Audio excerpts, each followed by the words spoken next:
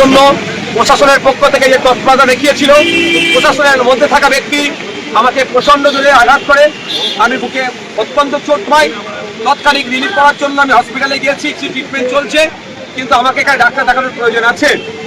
এবং সাথে সাথে আপনারা জানেন আমাদের কামরুজ্জামান ভাই একজন সিনিয়র মোস্ট লিডার, তিনিও শারীরিকভাবে অসুস্থ হয়ে পড়েছেন।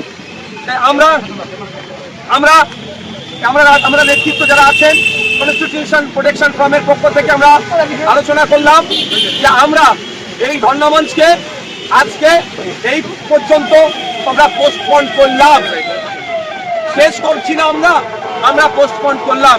এটাকে কন্টিনিউ করব আগামী 24 ঘন্টার মধ্যে।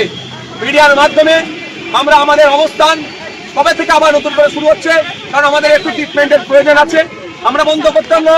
আমাদের ইমতিয়াজ ভাইরা, আমাদের সারোয়ার ভাইরা, আমাদের সিনিয়র মোস্ট যারা আছেন তারা আমাদেরকে সাজেস্ট করেছেন যে আমাদের আন্দোলন এটা দীর্ঘমেয়াদী আন্দোলন, আপনাদের শরীরকে সুস্থ রাখতে হবে।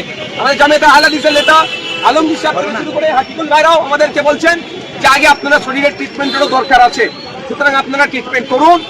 আমরা দ্রুত এবং একটা ডেট নিয়ে আপনাদেরকে 24 ঘন্টার মধ্যে জানাবো, এবং কালকে আমরা ডাক্তার দেখাবো, আমাদের অবস্থানটা ক্লিয়ার হবে। আপনাদের কাছে অনুরোধ করছি, এই লড়াই একদিনের লড়াই নয়, এই লড়াই আমাদের দীর্ঘদিনের লড়তে হবে। কারণ স্বাধীনতার 75 বছর পর থেকেই পার হলেও আজকে আমরা 79তম স্বাধীনতা দিবস উদযাপন করলেও আমি দলিত, আমি আমার সঠিক অধিকার পাচ্ছি না। আমি আদিবাসী, আমি আমার সঠিক অধিকার পাচ্ছি না। আমি মুসলমান, আমি আমার সাংবিধানিক অধিকার পাচ্ছি না। আমি পিছিয়ে বর্গের মানুষ, আমার সাংবিধানিক অধিকার আমি পাচ্ছি না। আমার মূল্যওয়ালা লোকের অভাব। তাই আমরা ঐক্যবদ্ধ হয়েছি, পিছিয়ে বর্গের মানুষ একসাথে কাঁধে কাঁধ মিলিয়ে অধিকার আমরা ছিনিয়ে নেব। তাই ধন্যমঞ্চ এখানেই আজকে সমাপ্ত হলো না, আজকে আমরা এখানে পোস্টপোন করলাম। কন্টিনিউ করার জন্য আমরা 24 ঘন্টার মধ্যে আপনাদের মাধ্যমে, সোশ্যাল মিডিয়ার মাধ্যমে, মিনিস্ট্রি মিডিয়ার মাধ্যমে আমরা জনমানুষে দেব। আমরা কন্টিনিউ কবে থেকে করছি জানবো, এবং আপনারা প্রস্তুত থাকুন। এই কলকাতায় এই রাজপথে আমরা ধর্ণামঞ্চ করবো, আপনাদের কথা দিচ্ছি।